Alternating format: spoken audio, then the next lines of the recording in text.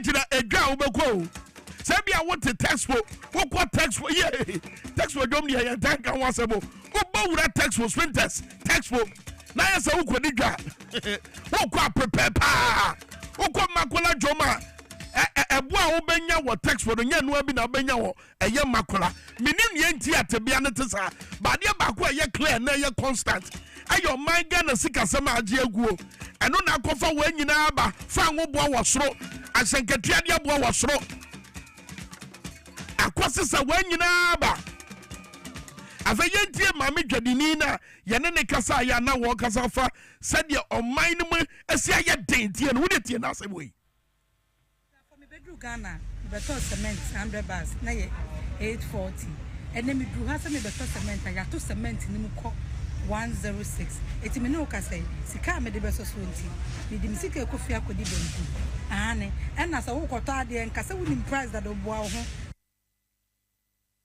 Jama wante wo de sisu bio wo se na no ko odwom so okoto cement na sa tie bio siso me bedru Ghana beto cement 100 bars na ye 840 ene me dru ha se me beto cement ya to cement ni mu ko 106 eti me no ka say sika me de beso so nti me di sika ekofi akodi benku ane ena sa wo koto ade nka se woni price that oboa ho eti ofri abanani abanagana wo besi dan na no oba ye na ebo no nko ene ebo na sisa ni sika ekura na wo ba se ka wo de ba beto based on nimdia owofa se dia ade ne bo na esitie no oba ye hu se no sa nimdia no emfa sa nimdia no at that time na wo dom no emfa enu otufo se he wo Ghana ni na wura dom akoto ade nimdia na wunya afa no ma no ho eye eda wudi kan koy no wo go the next day penim dia foforo because what is happening dia na kwa won sabasi from and na nim gwase aka na say bo mama fam music anko na me ko pa aduane bi ni da me fam me ho afa ye kwa anim kani no 2015 2016 and news file so na wasesa nkrata bebrebe wono nanim Ghana bakwasam they said you angasabio why you come I don't even remember the last time me who was something ladia yen news file so joy news make asafa crusading guide managing news editor Kwakubako Junior somewhere in 2015 ko 2016 sabra no po na cedi to dollar and nam 3 cedis 80 pesos and na cedi to dollar and nam 16 cedis ro kasabra we da gasa aga nia waka na no wo so miem and the level foforo na ye wunu say genuinely de na waka no na ye Ghana ho adwinti and na no de kasa no listen to Kwakubako ebra na John Mahama ye president ana woni nsusue mu no o man Ghana sika sama say tie said was it describable situation tie we the economic environment times are hard rough very harsh conditions vintage you have lost your voice vintage I'm almost speechless vintage the effect oh so he's doing propaganda yes I don't like when you say that doing propaganda. Do it. This not fair. This not fair. We have just a few minutes to go. Yes, go ahead. Nobody can live with the increment. Nobody can accept it. Yes, it's propaganda. I take it. I accept it. Oh, because times are hard. Times are rough. Your colleague said it. With all the doomsday effects, the cost of production, the generators that we are using at home and all the rest. I'm telling you, it's only going to impact adversely. That's a strong point that you so it's no joke. The timing, it's something. It's marks of insensitivity. So the timing today, no, does it not smack of insensitivity? Sabreya ye dundum kania wabra ye mo obi akoko. Sabreya ye dundum kania wabra ye mfa ni de ni opuo emma Ghana fo embe pa chaw emma kire kwan ya ye bo ato ene anamo a ye tuo ede adi sa de ihujuma. Sabreya does not smack of insensitivity. Sabreya sidi aye hata to the point say amanfo dwetre aye ketekete. abra sidi ne ko form no na Bank of Ghana headquarters wo mo tam o man Ghana sika puduo adi kosi ye no na no so kosoro eno na me ni yima ne nam sa man tebo dan no kwa na ekosoro dan ya dom kuma eye ye kire ka che o mo se eye wrong priority baby o mo de o mani a kire no enya ho na beboa Ghana bra sidi ne ko form no mo dan no so kwa na ekosoro no mo botom yema no mo pass yema na mabudu no so bre mabudu ne bre no mo so me at this time the kwaku it has no spark of insensitivity at this time the on kasa ema wo ne mfam te say the Kwame Minkah menia for me wo kasa wa me no I am referring to mo na mu kasa those days no mo nyina mo wai say Ghana versus omo wa abayi mo. It is no longer NDC MPP. No. Tebia way. A BC Ghana da. BC ye. A BC ye. Eti the Ghana for Shisha Sabre. Aye ni daso. Eti the rap. No me catch us say. And rap black stars din kunim no. Be she ni ti about memu. Obi ani adum ne kania wono born one hebi anu atie o radio so be na wa run atade na wo de atade hu no na ni age enije come the Ghana for we have been deprived of happiness for the past 7 to 8 years. We have been deprived of proper glory for the past 7 to 8 years. And in Gwasisem kwa and Ato Ghana for the past 7 to 8 years. Bone ben yaye. And one na kaneno na mukasa bebrebe to say the material radio show make us say look, if power should change and I'm still on radio, there me ye no an me. Those who know me. I will not bend. Nothing will change if I'm still on radio. If I'm still on TV. Obudi se munu ya be catch mo. Ghana nyo bia dia Ghana ye nyina ye dia.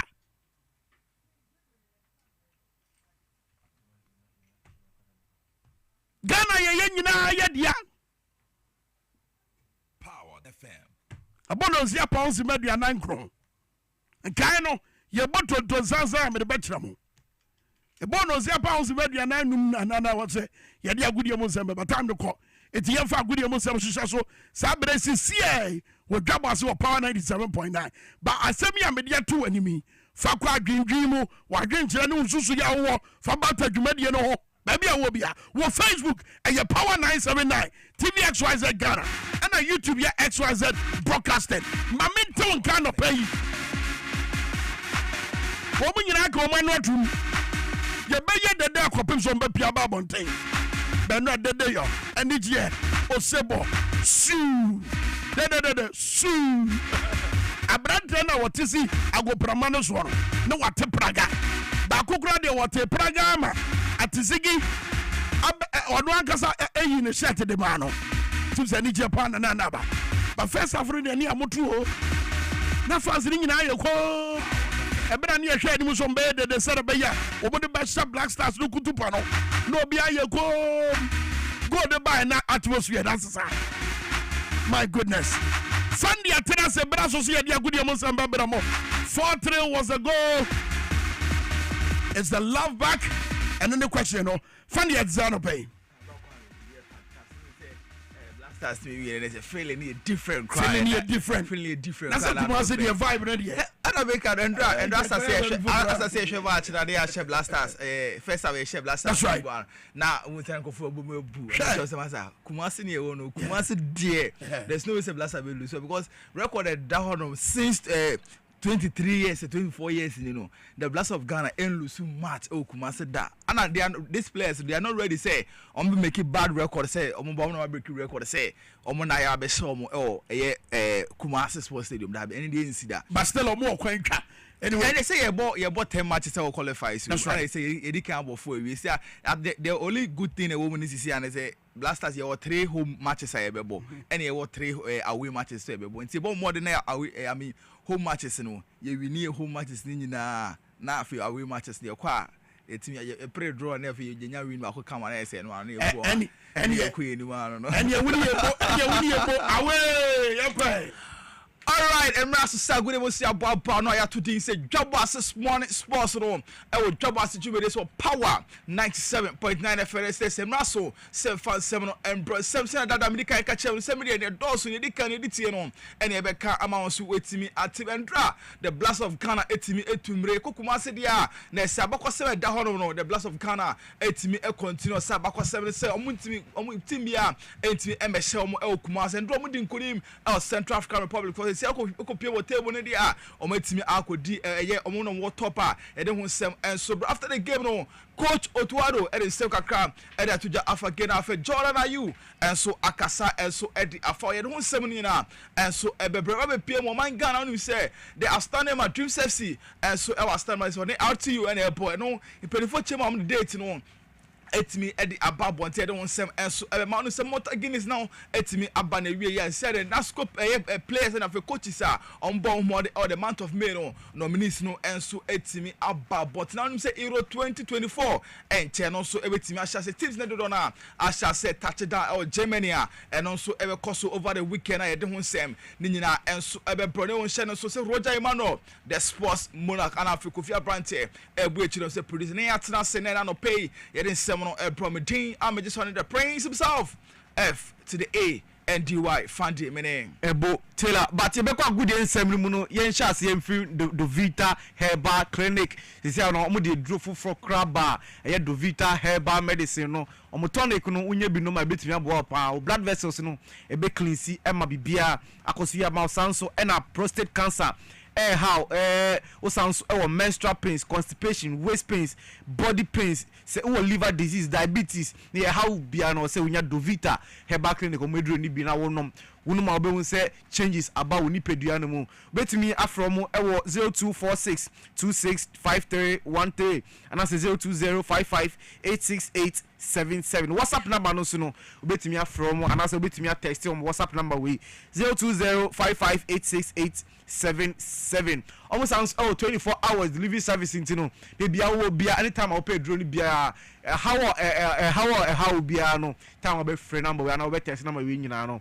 Edro no betimi deliver bi e de amount organ have bia wo bia and asanso wa no ne kra na o say wo friend numbers and WhatsApp no utumi e test na wonya Dovita Herba Clinic edro no bi wonoma obehu se sronko kra asanso about unipede yen hase na yen fan free the Ghana Football Association Endra ewo baba Yara Sports Stadium say Ghana Black Stars Endra na ejina kuno a ye 2026 World Cup qualifiers no e course e Kumasi baba Yara Sports Stadium na Endra ewie no na Jordan Ayu wati Ghana nim unim say eba Ghana Ayu brothers no ya Ghana for ye dey anu edi go mo so papa now so no Endra a second ever hat-trick Jordan Ayu wetumi abo e Ghana jesim no Endra Jordan Ayu etumi eti Ghana di man hat-trick no tumi boy esanso ena Mohamed Kudus enso ede ba kuka ho ewie no na aye 4 goals ena Ghana tumi ahye sanso ena Mufita Luis Mufita ono so tumi bo hat-trick enso ede ema Central African Republic Endra match no de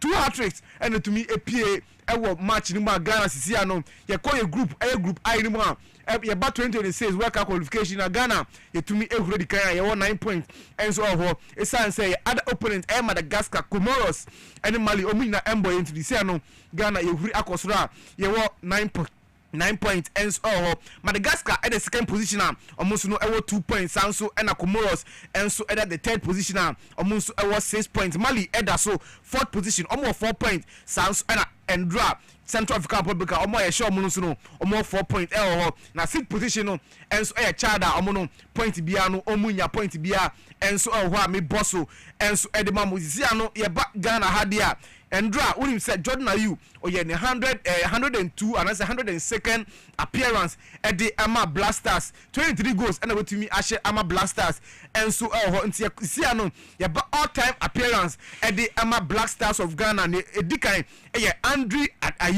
Andrew Morgan the Ayu Jordan Ayu ni apeni no wetumi aye 120 appearances at the Ama Blasters no disu Asamojan and also wetumi aye 109 appearances at the Ama Blasters and a Jordan Ayu and at the second position on also 102 appearances at the Ama Black Stars of Ghana. Richard Kingston edi so 93 appearances and John Pinto ono so no wetumi aye 91 appearances edi ama Black Stars into no Endra ewo Baba Yara Sports Stadium no Ghana.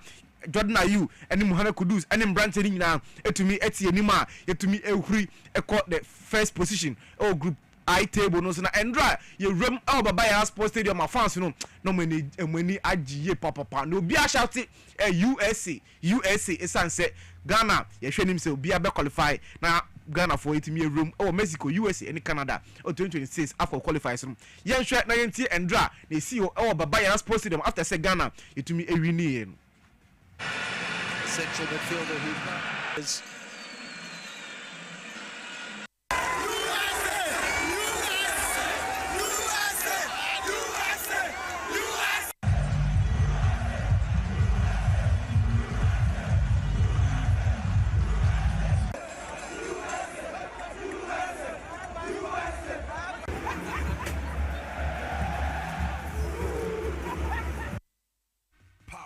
nti we na Endra course Baba Yara Sports hwe Ghana fo ani agi papa nti we no ye hu se Ghana etumi win matches dia Black Stars supporters no be stadium na supporting na dia come on nti no Endra na esi Baba Yara Sports na match no ye boye no na Black Stars ye head coach Adin Eddie Otuado ose first half no na din pan se players no ebetumi adapt to tactics or the mom ne san say you see no omunya enough time or dey preparation yenti Otuado ne say mo di tuja solutions up front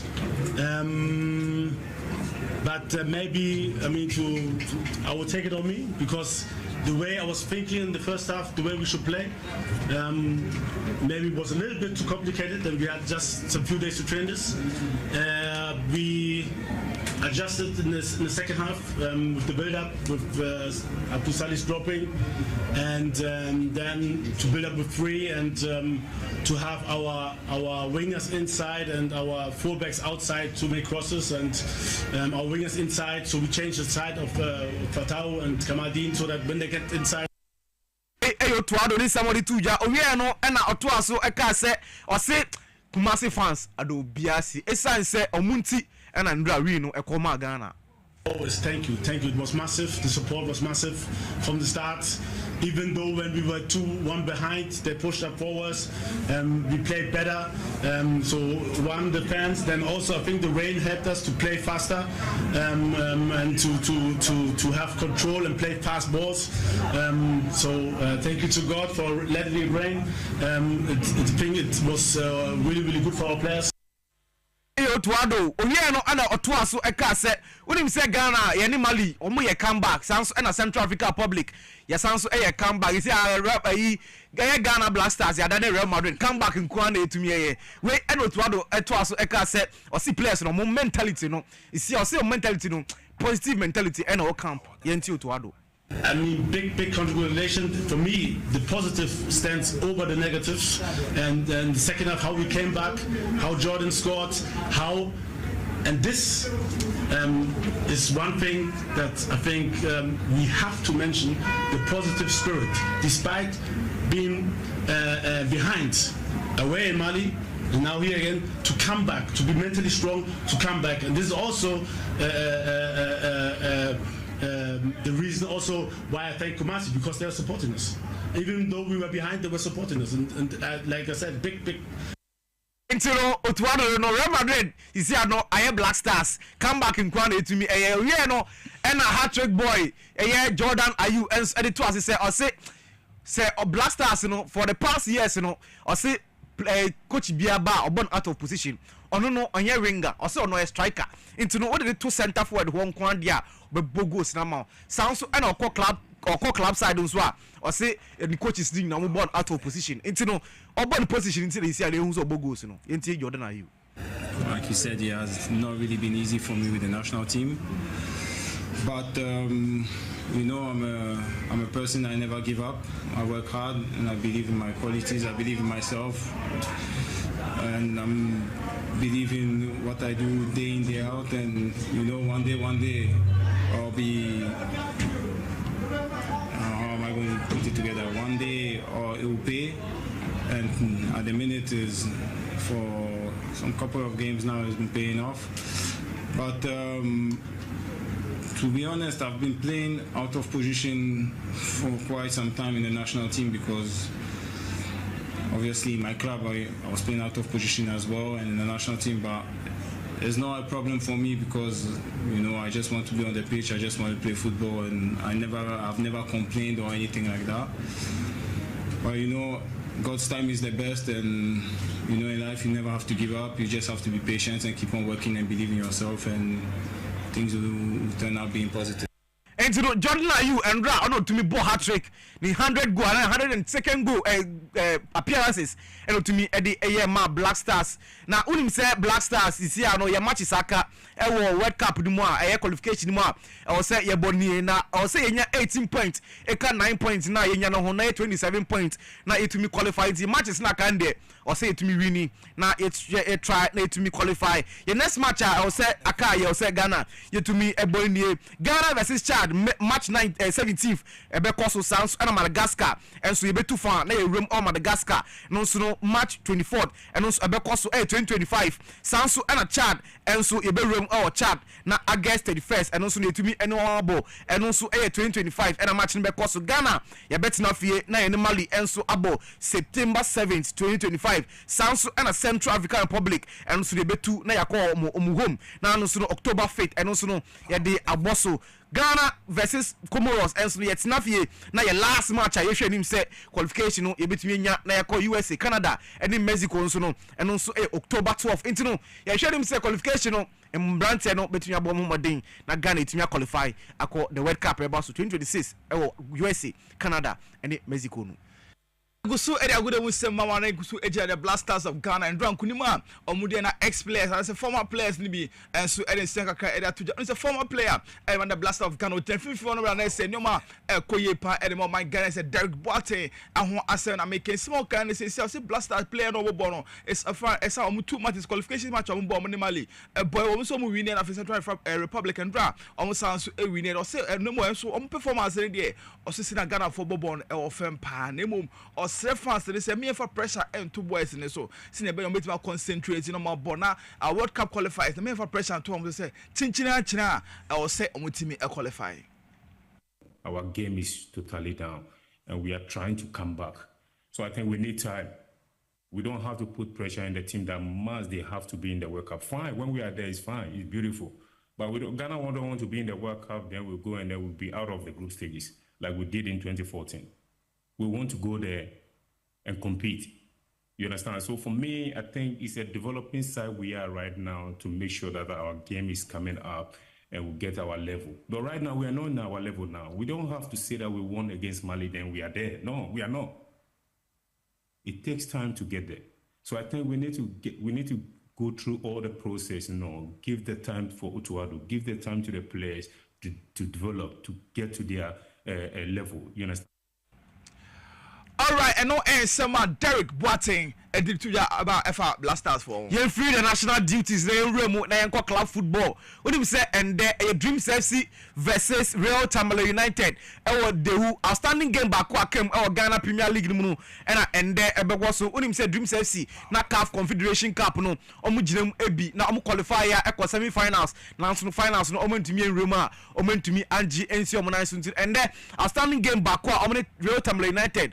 No ochina match no ebetumi akoso enso ewo dewu na ye kwore Otamale United akachia omo no relegation no akon anu no next season ye behu se omo call division 1 mu ti division 1 no na Otamale United ebe continue hwe nim se bibia enso ebe ko se ye call Dreams FC enso akachia omo da 15th position ho no omo 42 point enti no match we omo lusu anaso omo bo draw relegation no kwade anhwa betumi akọ enti no Dreams FC e must win edema Dreams FC sounds na Otamale United there relegation on makọ ewia no yegusu good we say no enso marane koko piem Accra Hearts of Folk unu say omo former chief executive officer papa ne din Harry Zoko no say kakra atuja echem so say oni odote sowa board member the mass of folk or they to so what it's me in Yantokaka Sakasa exchange power and a course so our class posted a Sunday and dra and I Sunday no I dare say on match on money a great Olympics for a boy look at Debbie no bueno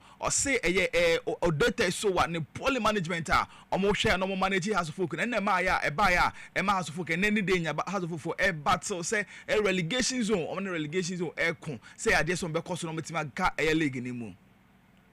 We have to move the club where it is, that's my main problem. Because we always see that anytime this is the second or third time it's happening to Accra House of Folk. And all the time, me, Nia Bonte, and a Storm Scene, Yakubu, and other people, we used to get involved. This time we see it's not easy, the club is totally going, and we will not agree for the club to go. It's all depend on management, you know what I mean? Is on management and how to run the club. I have nothing against the Togbe Afete because he owns most of the shares in the club. Way a former chief executive officer Edema House of Folk Harry Zakor and I'm in Kano. Yanko na Yentwaso na Yanko Endra AFCON and I say World Cup qualifiers in AFCON Africa a course no na Yemfa resource a course and features and never course them farmamo.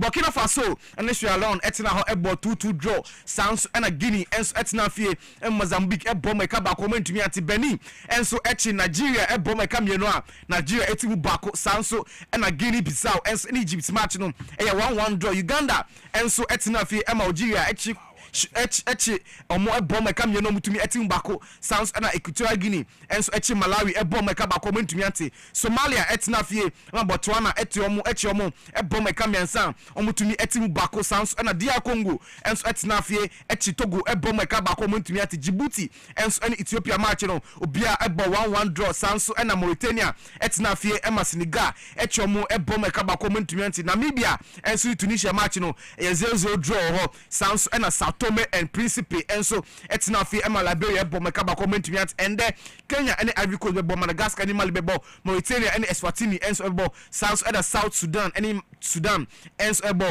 Cape Verde and Libya bo Chad and Comoros bo Lesotho and Rwanda and so bo South Africa and so any Zimbabwe edbesi any Zambia and so any Tanzania ebebo Angola any Cameroon ebebo Congo any Morocco and so ebebo Sans and Gambia any Gambia and so any Gabon ebebo and Seychelles and so any Burundi and so ebebo.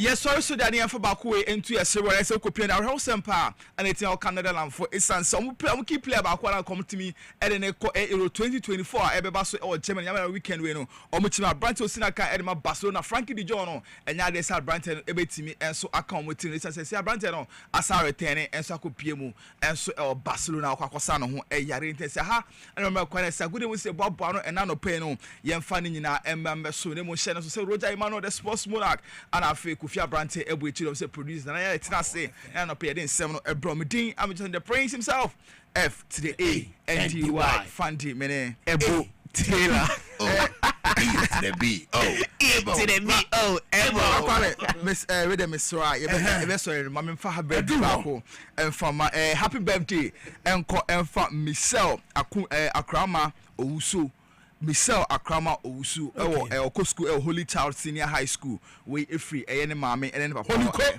we free mommy and then papa Benis Madam Benis and I feel Benjamin Owusu and I day happy birthday with Emma Omoba Michelle Oko School Holy Child Senior High School so I'm say happy birthday and call and for my uncle in Shana Edisia Owusu and we be and con kind of everything be penny pa of course happy birthday and call and for Michelle for you any more nyina so omo yes ekoye pa tinibo some me want Michelle ni bi and Obama want Michelle of course what you say ekoye and Michelle should be the birthday Michel Platini so France. But I say Evo Taylor, Black Stars the DJ ka cream yaba. But you see they still have a long way to go. They still have Black Stars they still have a long way to go. You see briefly enjoy the victory.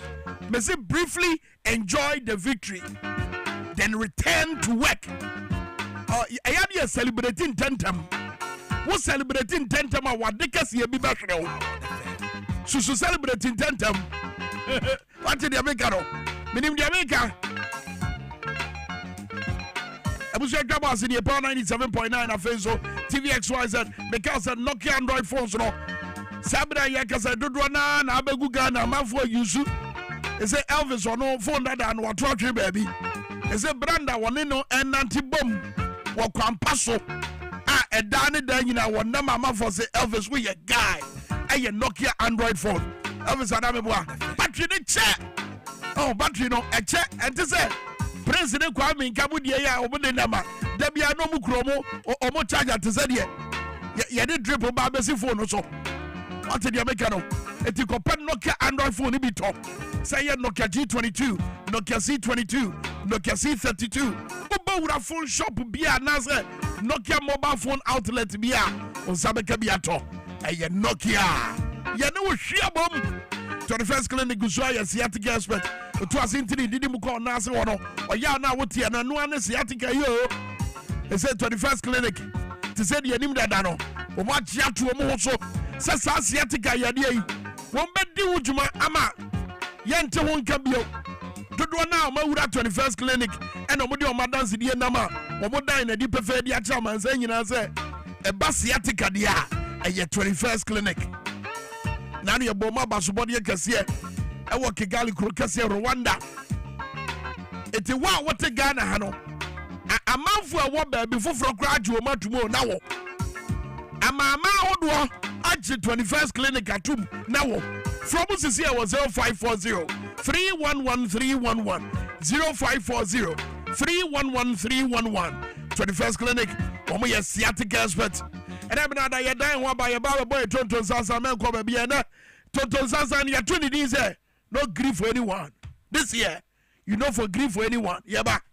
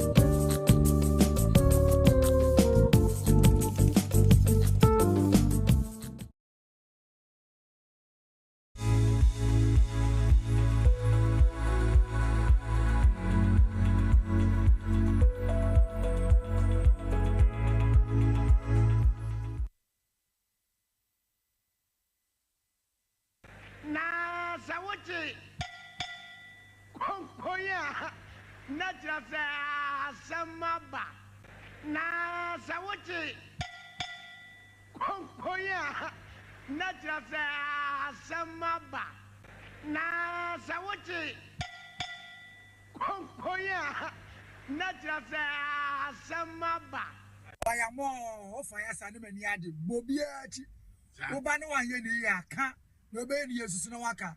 Now this government the Yakula Sawuti Konkoya Nature say, oh fire. No pay your fire. Many a crack of feed that con ya crado. I no pay your babes and your gum nine neton to Zanzano. Yatuni didn't say no grief for anyone. No grief for anyone. No. All videos we are doing to Facebook. The one or so. Yeah. While Nim Kwame Minkah be able to do Facebook. In fact, Tonton Sansa a course on live walk class hybrid. But the videos we are doing that to one you made and nano pay. Yeah. And nano pay the amade to one end to where see okra ene akura entoko bi omoko na okra de nkadane da nyina no wono na di akura so enkunim e ba ntoko a wo che de we mene no good fit ye no bibia obabia otimi ye no what dey make no but video we mu no ye hu se akura no e the determination wo ma na ni ku ade ba ko se ene pa de okra no me ma ne fa me so da bi eti ebra okra ne ba ne so no and what target okra na so good and what dey say kaye ka so no so ne mo den wo say mia mu wo so njem good okra say mia wo say njem okra say hey wo say njem da bi no kura mu sa na hwe akura yo akura kete small we na hwe okra kakraka sa pri ya na okra yi se die na si yo ye be hwe se wono na free sura be hwe from say pam the spirit of determination good the other one also who here the other one me who here kete bi o tin baby e die na si here ana kraman bi kama ya kabu freya waka wa buru freya ne hu bibia anye na kraman ne akura ne di agro mo ana kraman ne fa kwa bone so ka akwada no no e die na akura ne ye ya na ye no so kraman nim that's right also nimu se no se ne mitumanya hini ha okaw kraman ya ni when you no fail so butu aye kraman so ono win se e na kraman ne ye dai e fe kraman hu de be oso na okono ojugu baba ne dadada me say no grief for anyone there be menti ase mo obi amenka se basa yo anase oye no famra kwaso said ye mra ne sika no wakwanya wo tumi awo de wo se odi tumi ne ye said be oh my god na be si ye ye si mo ate eno ma nyame de ate nyina kasa bre ye bro America so anke enso nchen aka ye powerful than the United States of America can so nchen good can ye powerful ten amama bi te say Malaysia na anu ya no munye omo fa hodia can so nchen ye ena ya tena wa ma or maybe a cool see and no baba pay Rwanda and America. Wash Rwanda ya nano cool see way na say ya tinawo Rwanda I say ye demri fam abepay ade asresre chopa sik bosia bobebrebe sikadie ketasisa ne proye o man say ye o man bo kwaso atira ma Rwanda abepay hoko wash etimese afi way to say ye Joma ama kind no e ye Ghana versus those in power good why na wa ba mu MPP Edi Ben Yebetibabo, Nanado Danko Gufuado, good President of the Republic of Ghana. And a face on a Bedia, Dr. Mahmoud Baumia Chinchina was say, University and a man.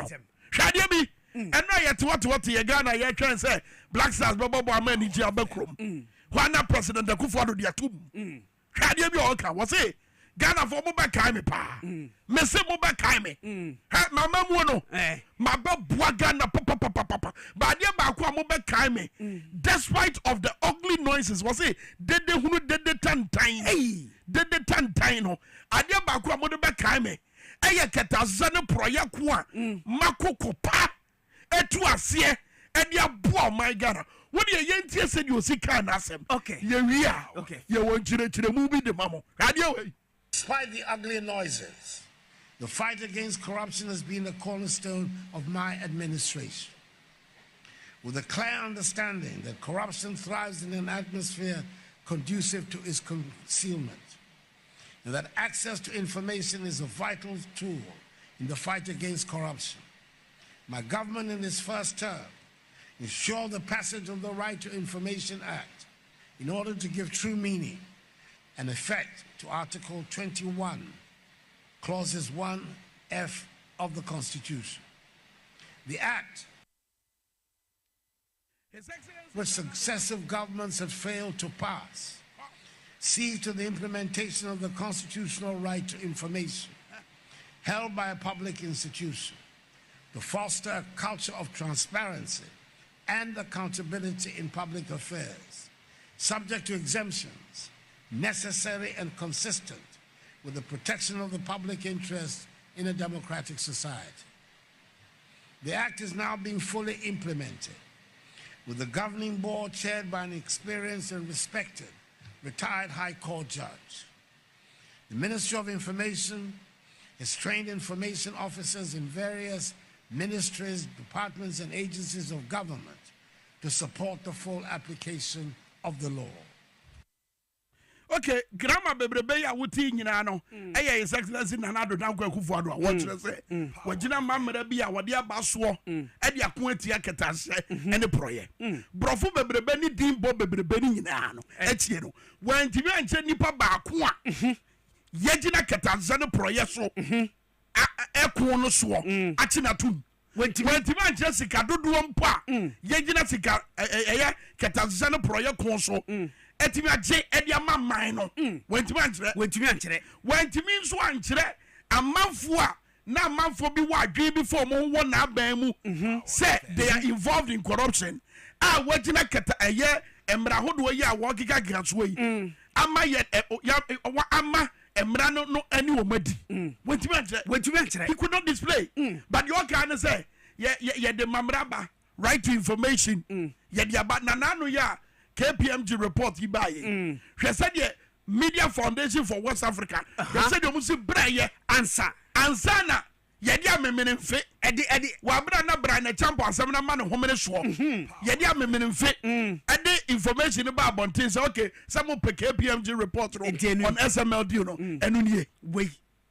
Eti do kan enie Kwame me ba mo lesi bi bato aso Kwame yema mpanyin Akufo-Addo sabi omuyen a otumi ka kire yen se yen ye dede hunu bi keke dede tantan ka kire se o ka dede hunu kra o de ache no dede tantan wose dede tantan ugly noise wose dede tantan na chini nyina no wetima ko atia ketasese no proye na me bisa se why na ketasese no proye ho asem within this Akufo-Addo aban mu ketasese no proye nsem bebrebe na aba no why ni ate se mra no ni nadi yente ba kokrampo ye sika ahwe my Ghana what kind auditor general's report sika ahwe my Ghana through ketasese no proye dodo sign ni age edi ato my Ghana footwo Ghana city ba ko pempo ontimi nje ba ko krampo ontimi nje bi mai me bisa dodo sign ni age ontimi nje bi mai ena wono anana no wodi tu no ketasese no proye wako atia etika wodi tu ho no na the figures no so ye dai bobo ho se sika dodo sai ena watimi age dia mai yeti wagia mo mai no ontimi nya sa so sika dodo sai na ko se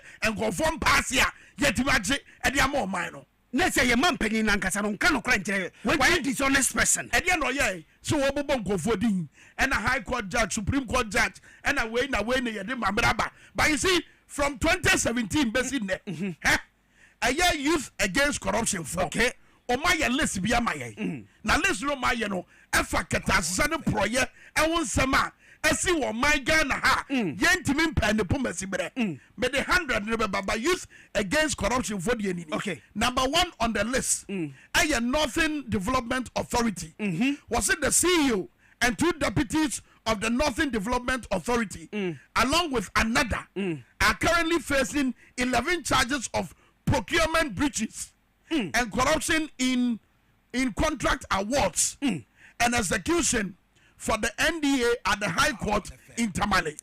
The investigation found that the accused persons manipulated the procurement process to benefit A&Qs in the NDA's IPEP project by inflating contract sum and submitting deceptive invoices. What do you say? Invoices anywhere. A boa any say what year and what bohom baburu de wo. It is abira ya ka say yedi na asem wo court. Yes yate no yedi asem no. Efri mrebe ni yɛdi asɛm from 2017. Well, a lawyer from Mega Judge said the wheels of justice grind slowly. But you see, yɛdi asɛm no. Eti na Nana do enti man to di. Say case we any case we. Eba you know. Yɛtima di hujuma me na kosi say. We are number 1 on the list. Okay. Number 2. Contracts for sale. Manasi Azure. Ni hwehwɛ mu a ɔyɛ. Ni hwehwɛ mu na ɔyɛ no. Ɛne amane bɔ na ɔde bɛto dwa no. Edi a yɛte ye. Ɛyɛ Agyenim Boateng Ɛgye. Former CEO Emma Public Procurement Authority.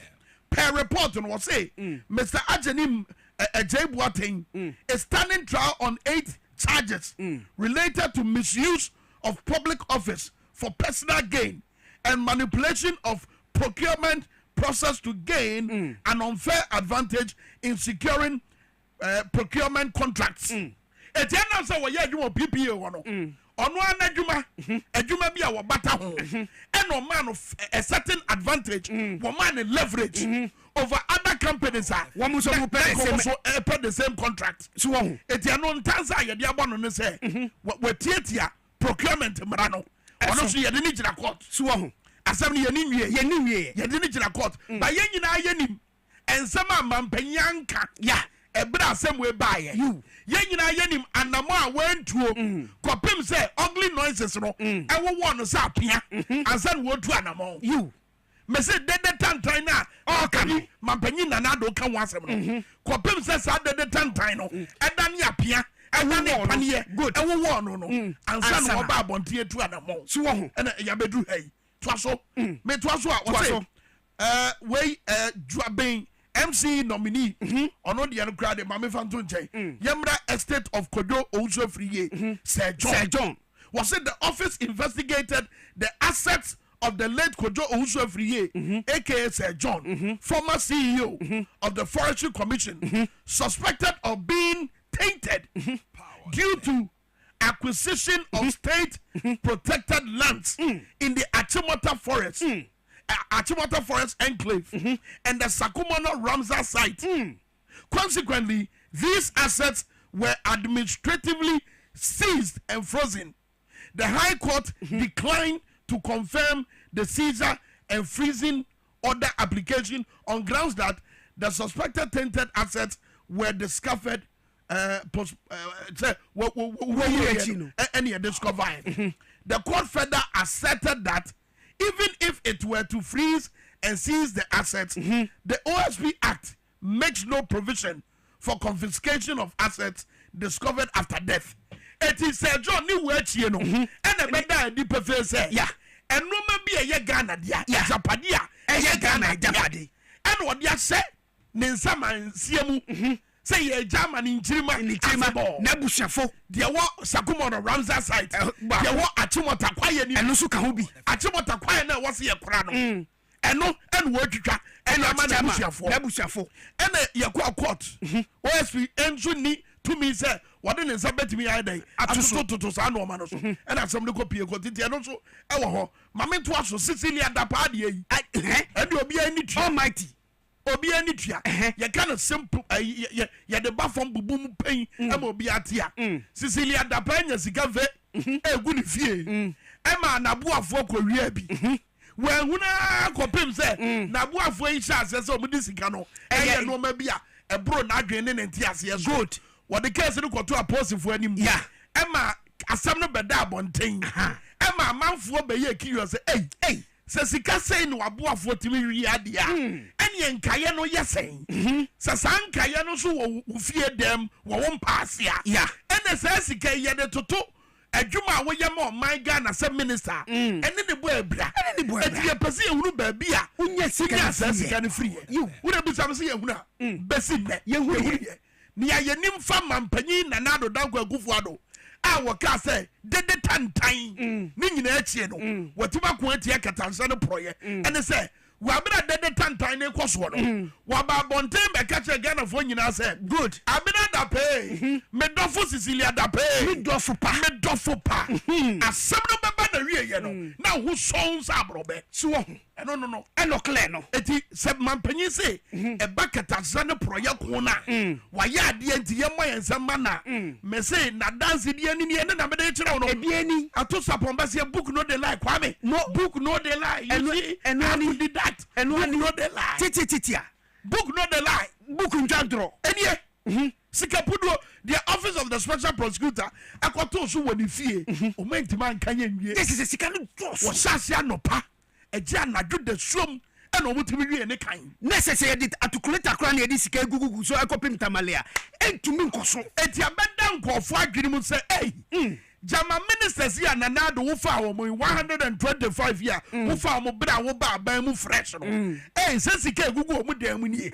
ema omo ma bin wo bambo ho nsem ba bonten ya ebeka se sebabua anka ministers no kra ma omo kwan na yemro mu fie nie bewie hwie mu ya sa adwen na ededa nkofo tirim no ebetima firi ho good omo bambo nti you wabra asam no koso no another huhu bi ba bonten ebeto adwasa minister bi nso a wono so nanado abamu ya wo sika woni fie na sika no gu hie gu politank ni fie ne hye ne ehunu ye ne ehunu nyina ni fie ne hye no ena asam ne ba ebae eti dede hunu na ye no dede tantan no dede tantan no ananado se ni nyina achie no wako ati aketansa no proye no enado pa ye guso mama dance die good ye kase ye boss wa ye wie no wealthy businessman yedie Charles Adubu Ahendia Minister of State Kwame Minkah was it the OSP has concluded investigation into the alleged corruption of Charles Adubu based on a referral by President and complaint by Tiger IPI allegation.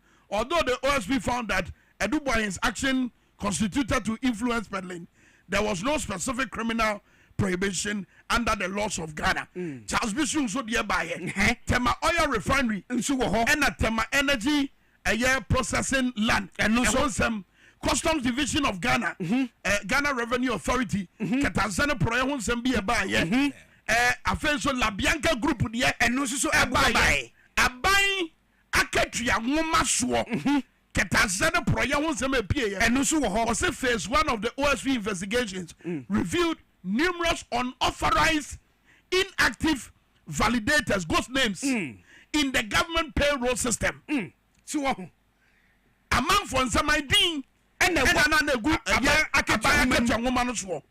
Now, your Sikana, Sikana be over 2 million. Can you imagine? A so 34 million. 34 million. Ghana Siko, Yatama man Saman for.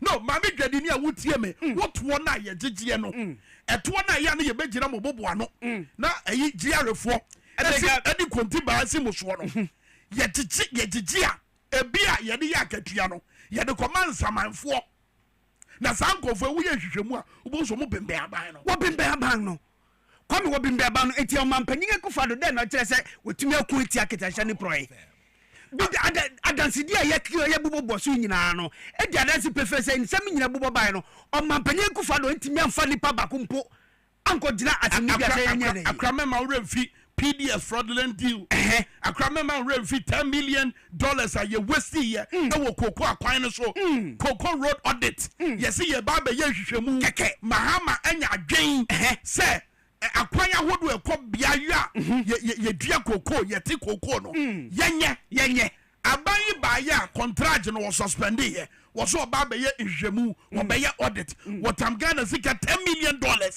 so what ye nhwemu keke e dey na pie free mu ba be si ne ye hu ye $4.5 million AFCON profligate expenditure sika die basa so African Cup of Nations $4.5 million after Ministry of Finance etia 1 million Ghana cedis edema Kroll and associate Daniel Yaodomelevo so tie me owofa me ya sure say asem we ye boss na koma na fi say asem we no kodi etiri a and wo ne tiko pamo no so ho ene sasika ya wotu ama ya osafo mafo ogusu nam ho ogusu ekufado abamu ekufado if is a president ekufado say Domelevo di wo mo maka no Martin Pebu mu nyina anas areme ya anas no anas principal ni nyina no wo mu ye dede tantan so ye dede tantan we 12 top state infrastructure and adan akwan ani nuoma ye ba be ya ma oman no 12 mako 12 wonim de ye tam se kwabena nensa nipa baako top state infrastructure project 12 ye tam se nipa baako nsem so sourced source nso yadia Nanado Danko Akufo-Addo as candidate Akufo-Addo wakasa tiaye ochina so ka che se oba ba mu asa so source ne onya bi ebinsi china nso oba ye enumu no da nso oba ye enumu no da enumu no tafre so source na Akufo-Addo nam so a odere ya ni niema 283 million Ghana cedis judgment debt aye piaye 3 million Ghana cedis a yede ye warehouse renovation Ekwanya ye fa so appointed Kwame Owusu Iceman ene air conditioner hodo ode bobo ni fie ni sikedie siketua ekwoso 9.6 billion Ghana cedis ye hweye wakatasa ne proyenko in 2017 auditor general na de betu dwa we ma show 9.6 billion Ghana cedis 2017 kwa 2017 ban na wie ye no also mo ba ba mu 2017 2017 ban na wie ye no auditor general de betu dwa say oh my Ghana hwe sika 9.6 billion Ghana cedis 9.6 billion my goodness Nanado etam Ghana yeto ye sika se ebi wo ha $17,000 per hour. Don't you back be $17,000 per hour. Ebu $20,000 per hour. Ebu $19,000 per hour. Say what the other Riemo Shine Hein. A Riemo Shine so nya normal ones be no po. Akasie dear Esikafu mo ankasa di omo atetu omo ba wure ma ye adwumaden enya a omo haino enu bi and a president of the Republic of Ghana eko haye asemo ekuje to ablakode betuka obi anje ho achini obi abeka say the oka na ye tro obi anka even the president did not come out to deny this it is what beka say dede hunu ni nyina achie no wako atia katanso ne proya na say men oka yenim the oka abusu asem kasa me boboles come and see come and give them close up etosu how me close up shot etosu how me etosu how me close up shot etosu me mani etosu because me buboni nyina etosu this is over 100 scandals scandals corruption cases mako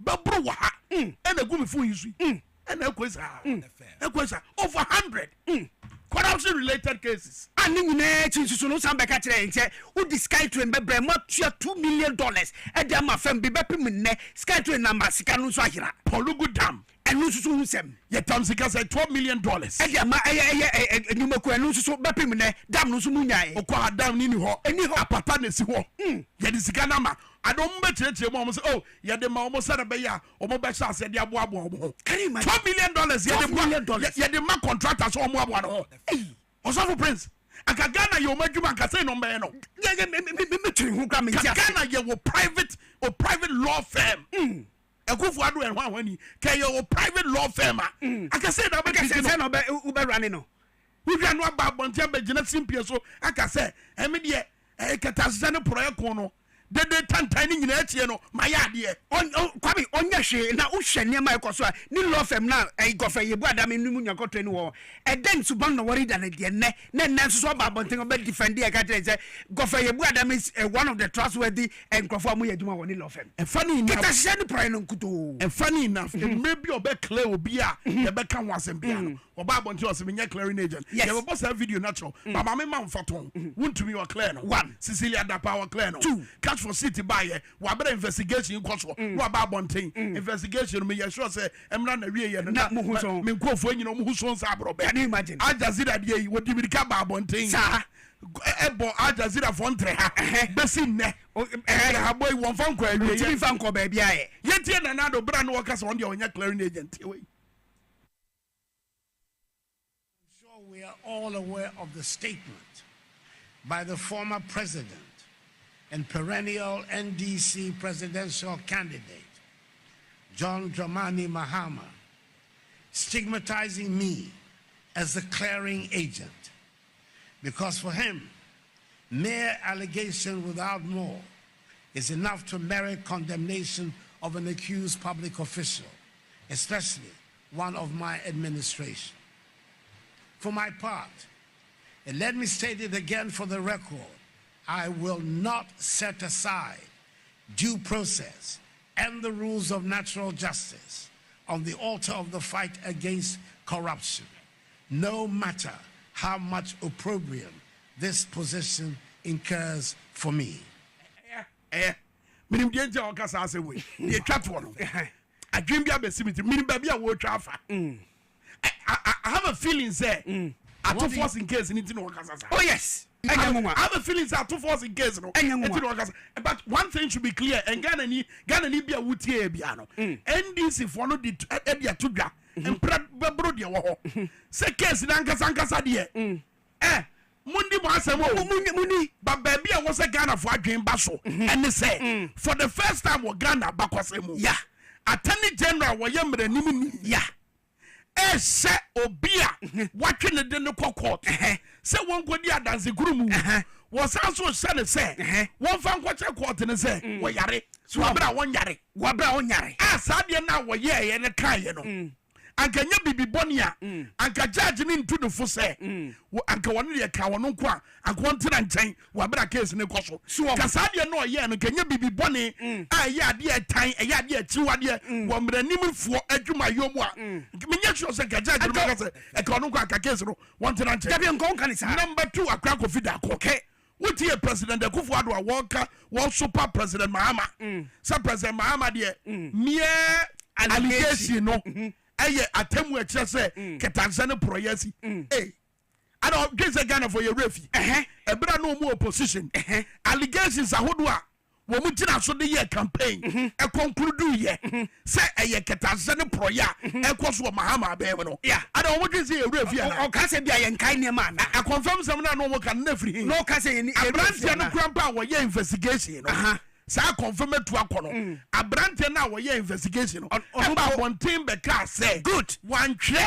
anka wo ba bia good sa confirm be atu good eso mu gina so de campaign mu de ye dede e de tale Mahama wo say ketasesa no proye ball no Ford asemi ba ye Ford vehicle asemi ba enye na eche dambotwe sakai edam pu mu a mu ba mu na dambotwe na yusu so wo enye na eche na dambotwe yusu so wo so say bibi ye mere allegation a Akufo-Addo yenka che say niam ni bi ho enye just mere allegation the president Akufo-Addo say ebra no mu si rich ebra na ye Kwame Nkrumah interchange aye court of competent jurisdiction bang state institution bang and the tenase ye nkonta say sika na John Mahama mu yusu ye no wo ma bo ho no ma ho babro de wo on kire ye court be ne kan ye on ma me kire so mo ba bonten be ka say Mahama mu de sika ni bia ka ho so ho wobody your campaign e ma ni wurawura nkofo trim besi ne e da so nkofo trim so ho besi ne da so nkofo trim na today when yakukodro e be ka che say with all due respect Mr. President when yakukodro be gina simpie so e tete ama John Mahama say mere allegation no John Mahama dwen say e yatemu e che say ketanse no proyesi really Kwame Minkah and cases here ya kenyina no enye me allegations o Cecilia Dapade na me allegations e no na no gusa meriba be kai Cecilia Dapade deny dabi wabeka sanya no kura sika bi chene mpaase dabi wabeka sanya no kura sika bi chene mpaase ontimi me kire ye e de na OSP de hwehwe Cecilia beba be ka kire ye ba bi sika de free eba beka etu beka kire say me allegation na no man pani Akufo na say wankasa no tabi no kware no unka kire ye wona na bonsa ho so wankasa no unka no kware ena no bi no wode atete Dr. Mahmoud Baumia mo wono ne nam a wo se yemfa city ye ne ma no eno abi no wode atete Baumia enti na da bia wota Baumia chi sa ketanse no proye ya yabobo so yi a o mo mpese aban papa bi adwen papa da ne tirim ya ebeba abaye hwehwemu apa ne pomasi bre enti na chenchira Baumia yi o mo suro sa aban foforo ba ye we hwehwemu good wo mo suro enu ti na wo pese chenchira che odi Baumia hye kon no enti na chenchira Baumia no dabi enya juma no so de enya juma bagana fonim no kura no good ena yeso wa bra yete ya yete nkwam anyame boye ho ban no me say ye be koso adan no kura na di a chire nsam ni mu ama obi ate good saka ne na me ka brofo radio so edi enti na mbeka atwi ye pese Ghana ba ye obi abeti asem ni bi wo beti asem ni bi wo benya wo ho ti ase ye wo enti wanya brofo sam dabi ye ka de twi am obi ate bi obi anya ne ho ti ase wo so wo ho eti sa baba na asem ni tenti o mampani Akufo-Addo mega je say me allegation yenhwe ne oka say me allegation satam na omudi yensem ye nua Vicky Hammer aye ne susuye keke o se me Vicky Hammer se bia nyankropon ya mado na menya $1 million amanyo se mejai o se nyame aye me keke o se daisu keke So Mahama says I didn't mean my own go to die because I dream about him and ya dream pa and as we speak na from we are abnada pa yenya hu di ko Ghana quantity sika ni mu no a 120 billion Ghana cedis $1 million no and yenya hu woni fi bepe me ne obi ahunim ba bia obi anim sika no gusu na mo no be ka tell say me allegation akra yankwa anim yenwura another one President Akufo-Addo na me ya sure President Akufo-Addo I think say the way about me age fans no so person age fans ni bi o say amanfo ball ni din ache ati de me kara say yeah amanfo ball ni din ache ye de ni din nkomo ache so onya de pa no not that all say Baumia na flag bearer and leader of the party intino so I say Baumia Jenny fans ni Baumia je fans ni nyina nti o feel say ye ball ni din ache nti na ye tete say we because ka same way nka President Akufo-Addo many one Kwame Minkah tie di okan wo say emra no ebe ye adwuma sabre ya ye kwakoto aba wa bato afi mu sere ebe ya asumdwe ene bambo ebe dan ni ho adi yentie ni yenhwe said you see class no ye wia ye wo bibika radio we. I want to use the opportunity of this platform to reassure the Ghanaian people that the law enforcement agencies of the state, including the Office of the Attorney General, will do all within their power to ensure that law and order prevail in the country at all times, especially during this critical election year. We will not allow the peace, security, and stability of the nation, which have made Ghana a beacon of democracy on the African continent, to be compromised on the altar of the ambitions of any political party or presidential candidate. It will not happen. The laws on our statute books, including those on Nasem your working yeah a targeted message message no what can ni nyina no na mfonyi ba ko pen den tirim no at this time in his life as president a ba ye former president and cause na kasa no ka man ye dey ebom ana se wo o kasa eni se bibi wo ne kasa mu no e kire se wo tu nani e de asi ofa bi so ba se wotie his emphasis on presidential candidates political ambition bibia da di professor na adwen ye ne say jama Mahaman was anya ne biewa wo de na to apawa so a was a DJ a philosopher wo so apawa no chike but dia na akoso 2020 ebra ye koto aba na yenim say Ghana a beacon for democracy e wa Africa na yenim na yetena say as president of the Republic of Ghana and a nipa be say ngotwe ebro sampo ya ehwe mo nkwa through electoral violence amanfo mu prepare he dey say what touch myself na yenim say Ghana ye beacon of democracy and wa bra na Ghana for bi eye ye kire wa adwira asira fo kotokoto ye tuma tuo de hwe mo so and nam so bi mu ye no na yenim say Ghana ye beacon of democracy and 2020 ye kwato aba say how comes in video no ha fato so no mo hwe 2020 ye kwato aba how comes in shoe attacks and the gun nkofo so yeah uko dodo a honorable Nilante Van der Poy ni ho nyame na di na fofia nka kase de besia vem no no kanya nyame na di ne ho afofia akwani na bushia kase de besia vem mo no 2020 ni ani kroma na yenim President Akufo-Addo His Excellency with all due respect na yenim say Ghana a beacon of democracy na yenim ana sa no ma wa yina sisi good na yenim ana to akọ so awa kaswa na yenim ana hawa kusin aya say what was na akọ yo so in 2020 na yenim so say Ghana ye beacon of democracy and now ye here no all this happened in 2020 the course wo dodo yeah the course wo ayi Dr. Yensu pastor so for say ayi o kai kwenof and afezo Dr. Yensu the pastor so esikado ketan so and no me sisi here so retach myself training was some sisi here o touch myself video na yi na yenim say Ghana ye beacon of democracy and I also was go on prince aba and I also was go on ebra no mo ye by elections no ye di akuma ejinjam nkofo ye tututuo ade bobo amanfo na mu e mo nkasa etete ye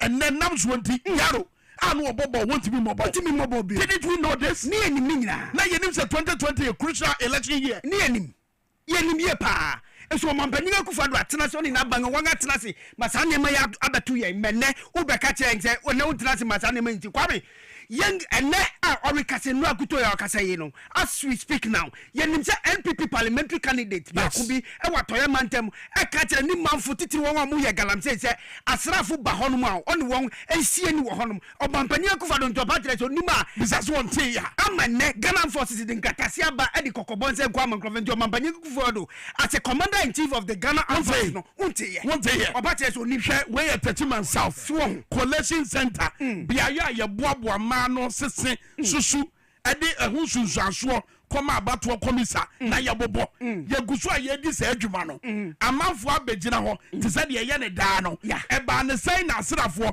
epuma tuo ehwe dom ni mu atutu tuo ma bi ahwe mo nkwa besi ne bepim le and today you are telling us what unka hu ase that is a crucial election what makes it crucial yo Proyena edamoto na mo pese mo kata no eritina 2024 ye crucial election enye dwuma se proyena edomoto no omo pese omo kata so eno pese wakata so proyena kankan no sikadie sikawie na edomoto no omo pese omo kata so etina wono de wona adwini mu no 2024 ye crucial elections na 2020 de na ye crucial 2016 hwe said His Excellency John Mahama eja bibia mu man ye ekoyo finchim ma bibia mu da ho bato ni sunsuaso bawie ye jitu mu boko what is it President Mahama as incumbent president in an election year what is that one kasa say what is that one kasa say President John Ajekun Kufuor what is that one kasa say Debbie President Jerry John Rawlings year from 1999 ako 2000 sabere no amafo say jale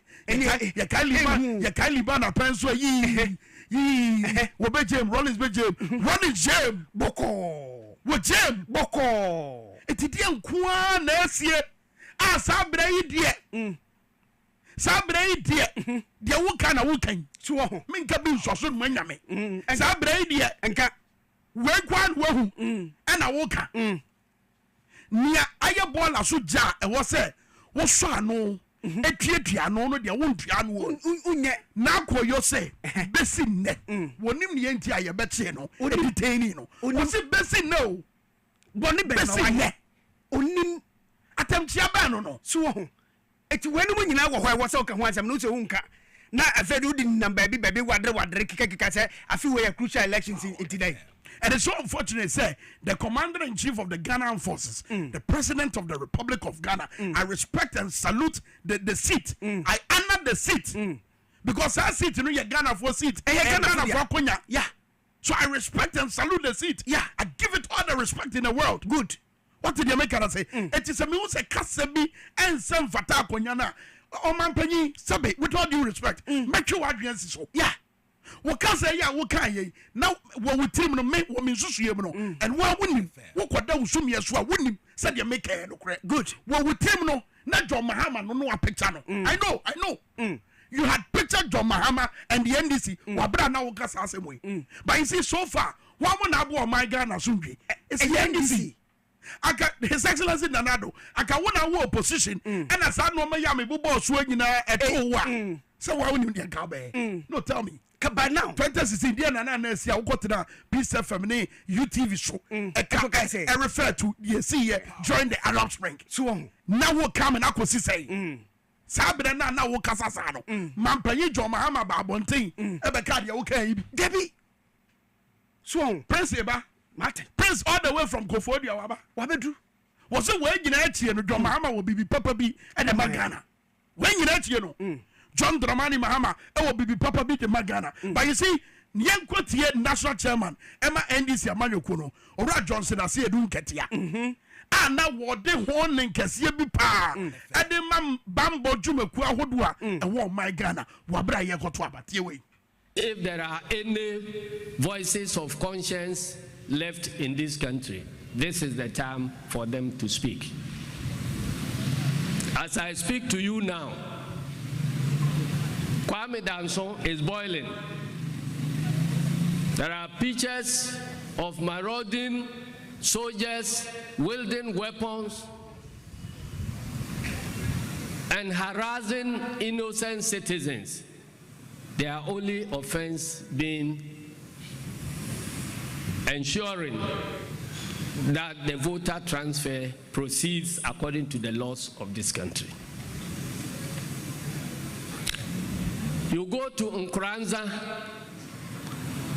buses belonging to the state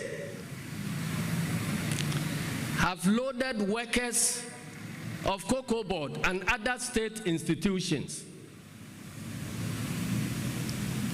from elsewhere in the country who have absolutely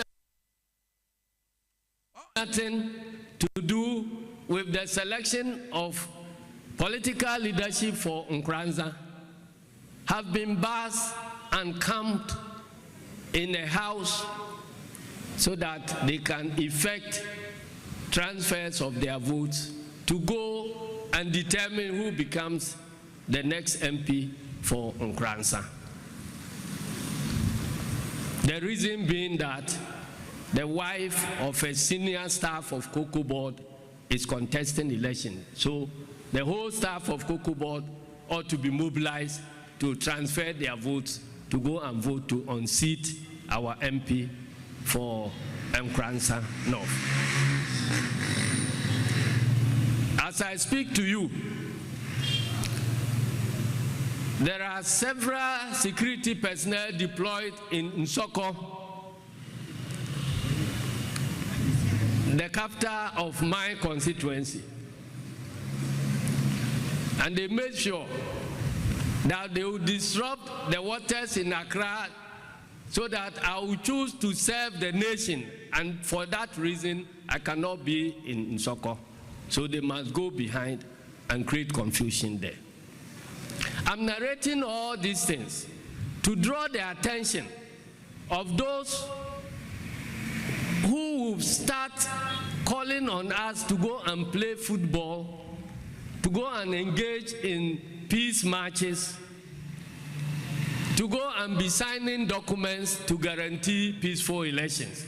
That if they are interested in peaceful elections, this is the time for them to speak.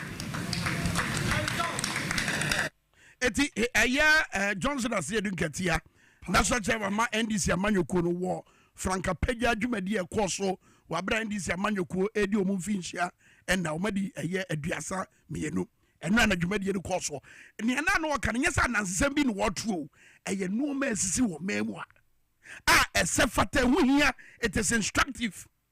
Said the various voices of conscience to say Peace Council, Christian Council, Muslimi mpanimfo beba abonten no ma condemn no mo de hu afutuo na o ma boa na na montuo papa bi akoso o my God na sumdue nti beso wabra wanum nyina sisie o mu nyina akoma no atum hade to na akoye complete silence wo de ma menye komo TV no so ni radio so na hade bezi wo de me ye komo hade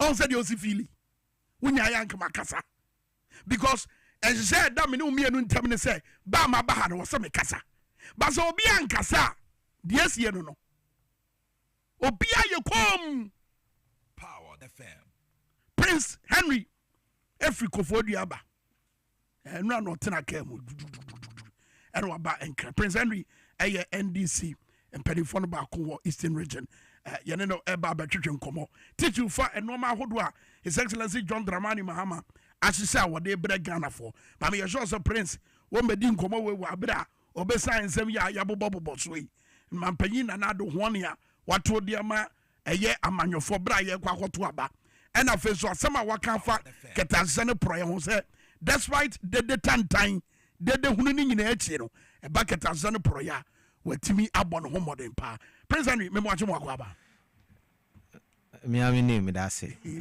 bibi aboko de enye boko because me if you go for the abedu nkan crow menua transportation 56 Ghana cedis from Kufuor ya Konkan 56 cedis 2017 na 16 cities nti anya boko saa nti menua mamenchia na menchia yetiefo yahwefo nyina nyakopon enhiro bia menchia wo able producers because edwuma wo ye no yete nka yete menka wo mo hyehyɛ edwuma na omo hye ase no also the omo bia wo ya enough from cry yenti omo ka ye hu but they are the lieutenant behind you are making sure that all that you do here will become productive into me down masina machi omo nyina good menua akufado yenti mamenchia omampeni John Dramani Mahama 7th January 2025. The fact is, as we speak now, we don't have a president of Ghana. Oh, that is the fact. Nanado is the president representing NPP members. He made this thing categorically. I say, we NPP ni na ba minima, and I meet me T wasem. Or say me a president NPP for. So we don't have a president of Ghana. The only president we have now is President John Dramani Mahama. I will never refer to Akufo-Addo as president of Ghana. He's not my president because I'm not an MPP member. Obi CPP ni onye MPP ni to Akufo-Addo and president. So we don't have president of Ghana. We have what? President for NPP. And we have the president that we have for Ghana is John Dramani Mahama. Ba opo wo say we de ni nyina echi no. E ba ketansa ne proya wa bon ho modern pa. Me nua meba hon mo. De tantan ni nyina echi no. Meba hon mo. Bra sisi ye ni bre. Maminchia Pillars of Cadence Ghana for Bibia Otiemi anopo bia me chi obia. Minia. Na do e ka say ono ni legacy a odi atu ono mo no. John Mahama entimi match no. Minia en kure. Pepe. Under John Mahama yenti se akwa election nipa nwotwe ahwe omo nkwa. Enti la legacy John Mahama empe.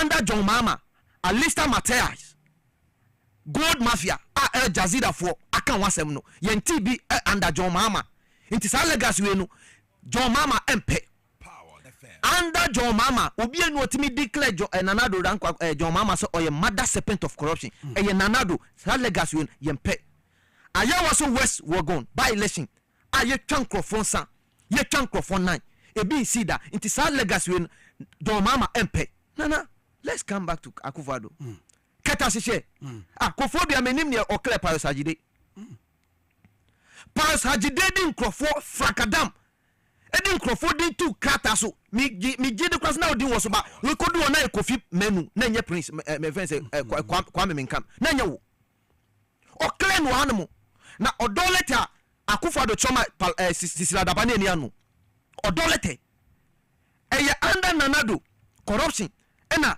sports yenya the biggest shock GFA president nyantechi wan ko so ko konde si ejusu by election no crap so corruption back it as a minion hwe under this me bana me tie uniam PPA contract for sale e ba ni sen ye no ani sen na ambin just a mere dream Victoria Hammer enyaye daye onyaye se ominya $1 million keke anka me yimi we fi politics John Mahama said there be man flow said by yes you be sa daye we no me power ma bem opamo no e my mra e follow up under this government your Bola minister I keep asking myself say Bola minister Sisila Dapa ampo enia ko $1 million thousands of pounds thousands of euros millions of Ghana cedi na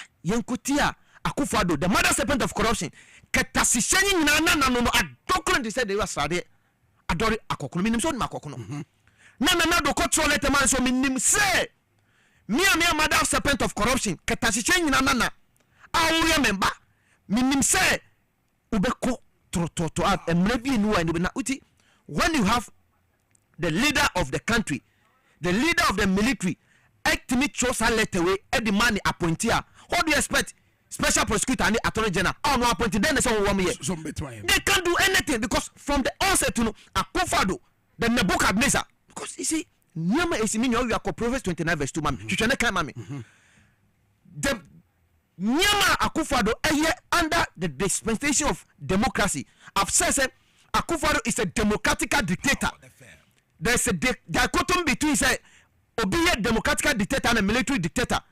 when you are a democratic dictator, it is more dangerous than a military dictator, because akoye say democracy na kebi na min kebi, but oba na se min timi kebi na usi manua we dangerous say military minister min timi kebi intimi me kama na to na se me kasa na utimi gira no so now to me tia me foundation now me it is more dangerous than military when you Proverbs 29 now not just say can be cause what democracy more I am from so but Proverbs 29:2 was say when the righteous are in authority the people rejoice, but when the wicked bereft rule the people mourn. Me that say simple ni tete and say nipa nyakopon sawo ne so edi o man so a etimamfo no mutom eni jeba okay ahutire ni wono okay ba wonya everything ni tise akufado etimodin ni tise akufado ne bukas next adodanko akufado ni Dr. Baumia minia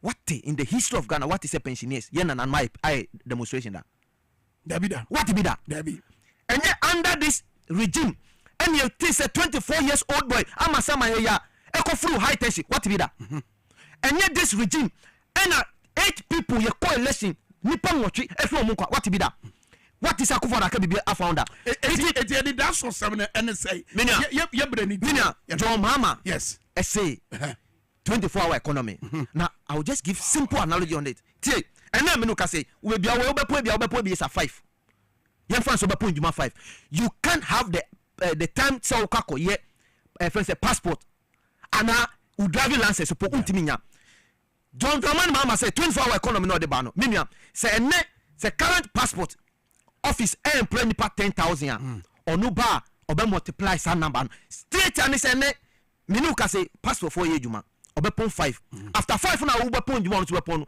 u pay passport unya biom office close to John Mama say oba 10,000 times 2 times 3 into nipa be ko enumere 5 into 5 na wo pon no you can still go and access your passport. Now when you conform and servo, the same way who call ye renewal of what driving license. What 5 o'clock? Who could do on Yapon? John Mama air capsule say who could do on by 5 p.m. You have people to attend to you, and those people will be paid. We are using this to keep the high unemployment rate in the country. I mean, teacher for John Mama say. Wako in school in fear miensa in fear 9 o final year examination out no that should be your licensure exam young mawu wie school en komba en sambe ma say kone control exam for which is licensure exam ebi en si biom John Mama catch driver for say hey moduma eso eni na yakopon yadom na muto abama na me ba we are going to give a day I be recognize driver because me fi kofo do abe man fa kamba driving in the demi feel for the abedu anum it we need to appreciate the drivers it John Mama say so be dia bi mutu abamana or be recognize the day and your holiday but ye benya drivers there ye the best celebrity drivers now I can share for many yet that is it many John Mama or sa aka say many say uye nurse ni na ene utifie na ya watu abama akufado na on post you na wofia nya and that's what say yakopon ya dom na utoba mana because we see hospitals I didn't want post you akufado by we see hospital bakuban we see bakumpo where is he going to post you and see the hindrance between the training college and offense akufado ni say akufado is trying to use the 245 strategy what it means say or fund 10,000 our training college or baba mama out of license exam out of license exam set 1,000 extra or baba fairly 700 not 300 are passing because of say on team post more 1,019 or delay 700 now your backlog now I post 300 now 700 you are still at home but your mama is trying to tell us that hindrance that hindrance as esu ebetwa na nyakopo ya dom na se utu abade maya menua ene u drive kwa na sade sana ko perfect to unye bi but when the 24 hours economic eba no we are going to secure the police the filling station near mom police for security for it so be ko adwuma no pon anajo 10 obi fufuro be ko akosi anopanti se unya for at any time the 24 hour economy you see eyedin se u be chire se wen ama nipa MPP ni onu ejiri se ene dollar 15.2 eye better than Tama yenya dollar 4.0. That is the dichotomy. Fantastic. Prince Henry, you never see us say at least for ne next time you say she be wa na yetimi atre nsem ni ye because what the ka be bo enoma emwa Ghana and afenso ni da so ensem ye de tonton sansa no esi an prince medo ase and obra wunyama me da se ye di sie no mesra mo mama John Mahama bra wo call afare for the nchen said ye was hia adwadifo no ene nokura kwa so a wo de hia mo ne omu di enkuta ho wa bra di tonton sansa ni tie no pa hwi.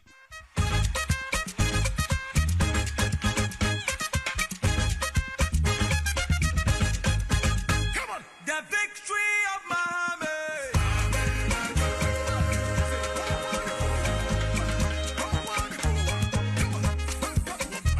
The victory of Muhammad.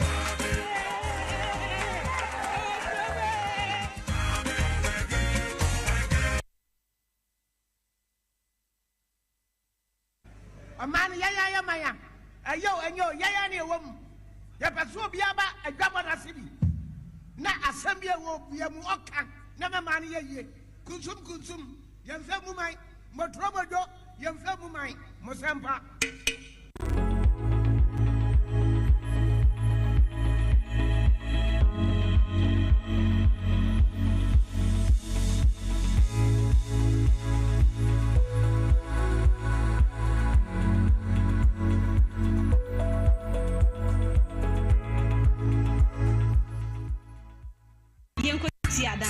Spanish garlic mixture. Now what na what you drink about be doing one dance yana.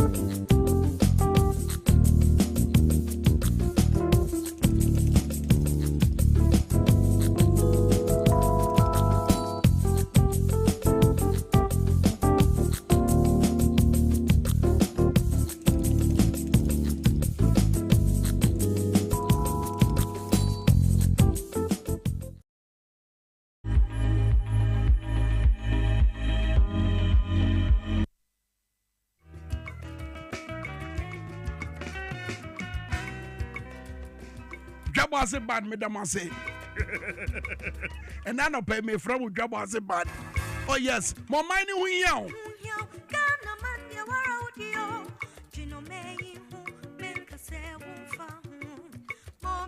I'm sure Dwaboase upon 97.9 and a TVXYZ. A brass was here for you can see a baby demo. A queer grant to Martinasi and a chichidiachi. A chichidiachi, the head, Papa. We had that pie at a chichidiachi. I could have and one wobble and yachidia. It's a good idea that I just saw about chichidia. A chichidia never bono. It is what granted to say Aquada, even Bible. No, yes, to Christ to die in a deeper face. Why you're not here when you're no master mofra. What did you make an say? A chichidiachi, a ding.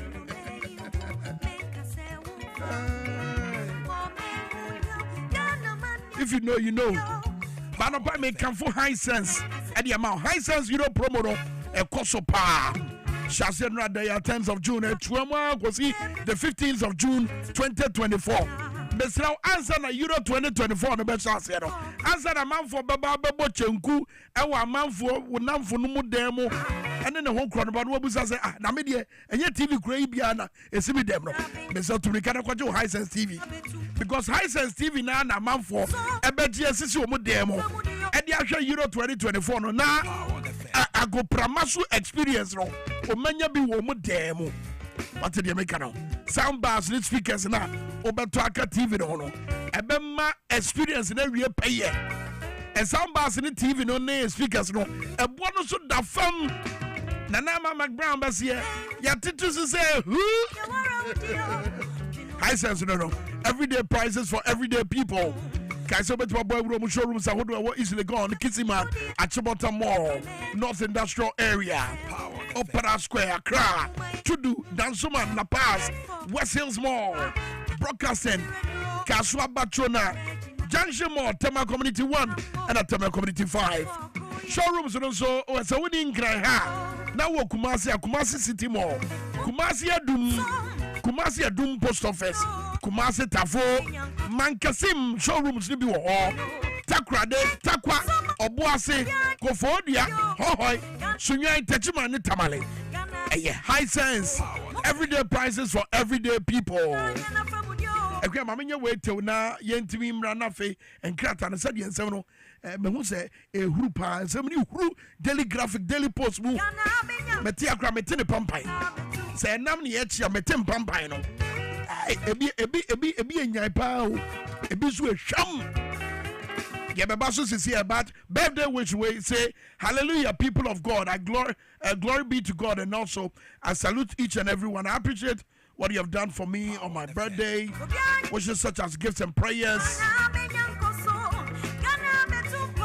Menima bushia nyina okai jachi abushia nyina yesi yedamo nyina mase ene mo mpai bone said ye musi so ye bayi so wabra wodi na wodanra yedamo se samsona general manager Mugabe mase say menamu nyina mase dadadamase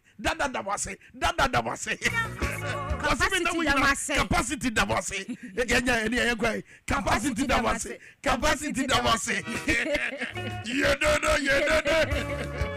Mugabe birthday no ni nwie say anopɛ sɛ tuamu na watwe mu nyinaa anopɛ mba na misa Lizzy say na next one dey di birthday because birthday na we say santo aso and that birthday holiday and that birthday free anyway so you will be our so did the birthday feel free me anton kind of pay wo Facebook no so power 979 na Facebook TVXYZ Ghana mo do do na and abegu amai krado mo ba betie ensema da obon krata ni nyina eden ka me hu se year Anthony Brew ewo ho sanso na comments and pillar 2 lucrative Niama CK Ashley David ewo ho teacher Kujo Watepa and afenso me hu Angwaku Abubakar Abdul Razak sanso na Hoyi Charles wo mo nyina go Facebook wo mata mu jukua wo mo twen atisidia ti ekwa grantma fire kwai yo na jesa masom edemo etwa so na ayemfoni kasia bre na aswen ene ntiko wakate mu nsam sade baaye no sa pepepe na yade esomo na daily graphic ene jesa anopei yade ehya se o mai krata o mamu nyina krata na o mamu nyina krata na se eye na nado edaha na nado da so je so no no be hwa say natural justice no e be ya dwuma on penta mu nto America bia na na asem okwan ekura sa akwati onu amu osa kwambe so because ya de in some no ba bonten yeah say bia say masi o baye we e bi ni sike ko hu o ma me sile da pa edam yi ehwa de na oyeye so the America ebebu asem no enya no nko Charles Bisium ne ho anwa nyina say ya na yeye enti na say o the America e na ebu asem ontwen e ma mbra no nya adwuma en samete wase a kwhye obebu say man panyin say ada bibi esi ya akwansi die e de masa atemte ne ebesi sa atemte ne ebe fa ono ankasa ne kwaso say de nyame boy ya nyame hihye no bibi esi a abeya akwansi die ama na na eno na Ghana for so kirechire mu na said your kind there yo na say no nsama eye ko wakrata no ade bai sanso na NDC ameko no FP NDC eba NDC mfrishia eye aduasa mienu no say ndra eye ko kama na no na say obemfo opoku ageman eye running mate ema NDC ade tu dwasa wo hwe bebi a imprempre situation a Ghana o mu na wo say nyoma sesa wo say nyoma sha se asesa kwanani wo say just adane na ku nanim yes anya Ghana bio yanya no foforo yembo Ghana bio yembo Ghana ni yie right. na de wo mu ni de enya de ko ye nti wonsam ho na se ko wakrata ne ndra Ghana Black Star se ndra kra no first half no mo ball 1-1 no kra mi kire na me o na nkrofo abati abehye na etu am se na de na mo ye ndra apai ko ho asesi bio abasi bio mana na se mrantie ya de ti se ndra mo tete o mo ka nso kra no na se anka ya ye yibat 4-3 inti abefa ne sa na ka wasa ye 4-2 anasa 4-1 so okay na ka wasa ye 4-2 anasa bia 5-2 kramba sana na ka wasa ye ben fum so bi o mo ye no na second goal na nkrofo de share na se menhu su papa bebi mo keka say ye de enchiri nsuo ena omukọ do hohoro mo nsa ne omanim nka sa de na nsi a ke bia ke be ya asamfo sa na manfo keka social media for social media de mpacho o be si uni akoma ngo social media nti won sam na say eye ko wakrata telegraphic de eba betu dwa nti ma mento aso na menko eye chronicle ko wakrata no nso emu ene anope na chronicle no edaha na chronicle no hwema na say eye amanfi just central that's right western region home PC no say yanko bo asrafo a ekohwa ko atia galamse no da ha enas frimpon oda ha na enas kiremu say sansam no wanka ne sa na oka say fake soldiers also dey fake soldiers but voice no so yante say yante waka fake tia menti fake bia wo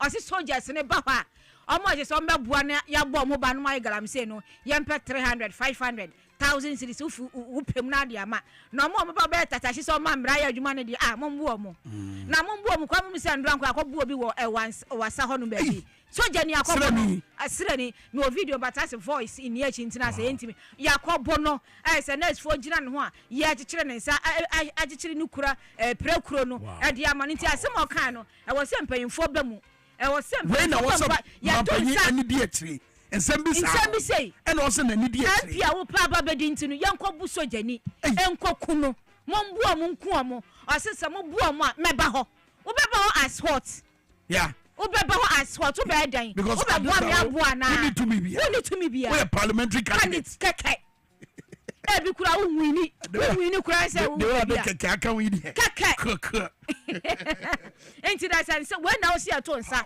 friend say na mo say Ghana iska say mo de ko atia galamse no na all kan nyina na western regional minister esi achi not wo anti wo be see asem no so anasa not wo dabi wa video ni de wantwa no so sanka bi o eja menu asem a wo kan de nsantwerefo je say enka ne sa wanka ne ye kura otuo di e boy say mo so bonus na abrofo so akasa bi say silence means consent anuanen ntina say ofo so say sadia no nkoso nti won sam ada ko wakrata no ada na Togo fo so sra say je say ne Togo opposition ameyokuo no esrese Ghana yamboa na ene ya omu constitution ya tuogu ya meka bi ya omu ntweke de awia ya be ka mu de Africa ya mobodo do we nyina ya basa enindio Dixino kai say akua more fire so to yo ya to so na ya to so chronicle ko wakrata na mu na do say as attorney general wey ne su bi mbada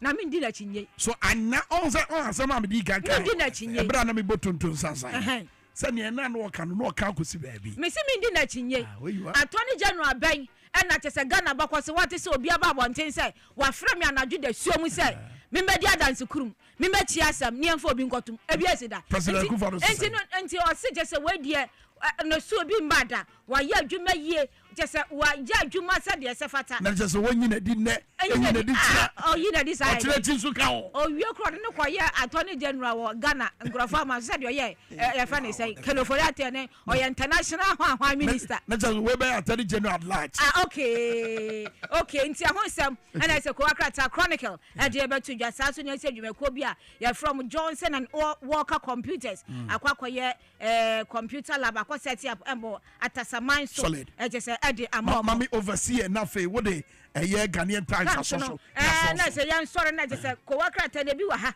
mami fa ayi de say Daily Post and fambra na endra den yom commission ya omoje samba yesi law house o say debe yi eye na na do abroso ne start yo e wo ho da wie no baba wie nti sana o san ko kirechirem na Ghana fo hu say ya share sa dan ni siase no May 23 years ni na mpipi aban baaye nti obi na share ase no mababa wie sana memu nete obi share ase na ba wie a na no nkire sa attorney general Godfrey Dami na be sinti no ne su bi mbada enya no nti hu sam ko wakrata say ada ba tuja say yes dada e na wo baba wie nti hu sam na wo ho ma me nto aso Daily Post ani ha e na o kirem say eye former president she Ghana fo nyina bo say afia bato no kokromoti power vote no obebo ho ban nti hu sam so ada ko wakrata no e de abetuja ma me fa Ghanaian Times no emfa ento aso e na ndo asem ya e na da hei abasobo ya is a corruption when sense so no waye bi pa na attorney general abo nti hu nsem da is Ghanaian Times e de ebabetu dwa na wo hwa ase ho a afenyo marking enso stress media no and I say society organization civil society organizations no more than say be hold them accountable na mo de accountable ye de mo de yade nti hu nsem awo ma me nkwa na je say me monitor wa na me fa overseer enso ento aso ha na overseer no kirem say eye NDC ameko no abomane se nche bia omo be da omo campaign team no edi asa wo showura Alabi owura Fifi eye kote ana fe eye owura Alex Sabefia omo nyina be boa na sa campaign no etimi akoso a eko wakrata no so ada ho eye nadi ewo ha na fe ne kurakura mu ha no ana se wo se na momo eso akirem se former president eni suade hu no eye no oje de se obetimi aboa so ema abamti wonsam ana se eye ko wakrata na bi ka bomaden a se won se be overseer na momo asem no pa oji overseer na ewo ni nyina ewo yo Kwame me nko manim na me fa anko emfa nto aso na unsa branch a baya okowu a police fo kukum ewo ketampatem no ndra demonstration ekọ say omo mbra bu se police fo no mbra machire ne nti a abrantie afemu ehwere no kwante wunsam ewo na okọ ase ho so a sempanyfo ewo Volta River Authority echirem se akosomo na anu de esi a amanfo wo kirem omo hia bibi wom nti ebi nsi biom da nti wunsam ena se eyekọ wakrata no so e de aba betudwa nti eno ena se magina so na anope so no ya sorry ayemfo ni kase ne sanse ebre no aye bre wo se ya sorry na se ebi kọ na ebi ba adwuma di esa nti anope mi be sia na se nsam no wato aso na etimi akọ amaye. All right, me da say akua krantuma chichidi achi sameje ena brada obi a wo hwe Game of Thrones bia no obaka say eye Cersei Lannister Wakasem was saying, when you play the Game of Thrones, you win or you die. There is no middle ground. So we need ahingwa grona. Ahingwa one trade grona. And no man you do the better see. Sabawu and that's what bedding could him. Adantamu be anyone. If you feel be anyone, you either win or you die. As a Game of Thrones drinks, you know. Mr. Dog baby watching baby wobia. Ya try some more drinks and baba one advert. Our radio is one. But I quite been at the also say you call Piwak Natural Health. Dr.